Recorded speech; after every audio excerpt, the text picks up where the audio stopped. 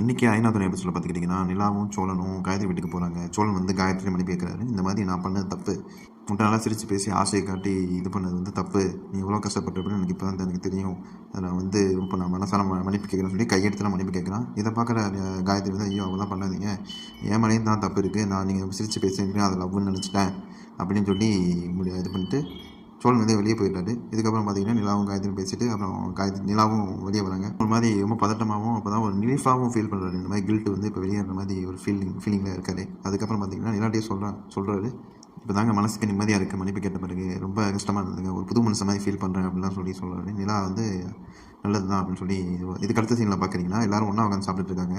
அப்போ வந்து சோழன் சொல்கிறான், இந்த மாதிரி காயத்ரி மன்னிப்பு கேட்டால் தான் இப்போ நீ வந்து எனக்கு நானும் நல்லா வந்தான் அப்படின்னு சொல்லி எல்லாரும் சொல்லிட்டு இருக்கும்போதே சேரன் வந்து ஃபோனில் மெசேஜ் பண்ணிட்டு இருக்கான் சந்தாவுக்கு. இதை எல்லாரும் பார்த்துட்டு என்ன யாருக்கு மெசேஜ் அப்படின்னு சொல்லி இது பண்ணிட்டு இருக்கும்போது எல்லாம் கண்ணு அடிக்கிறாங்க, என்னன்னே ஃபோனில் பார்த்துட்டு இருக்கா அப்படின்னு சொல்லிட்டு.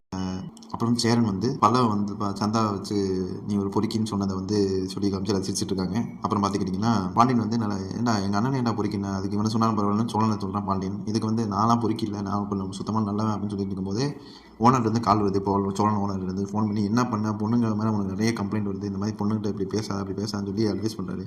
இதை கேட்குற எல்லாரும் கோவப்படுறாங்க.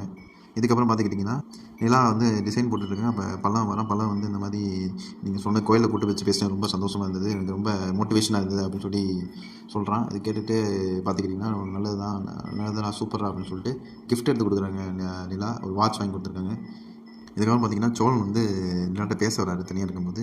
நிலா கண்டுக்காமே இருக்காங்க. இதுக்கப்புறம் என்ன இருக்குன்னா அடுத்தது விடுவோம். நன்றி வணக்கம்.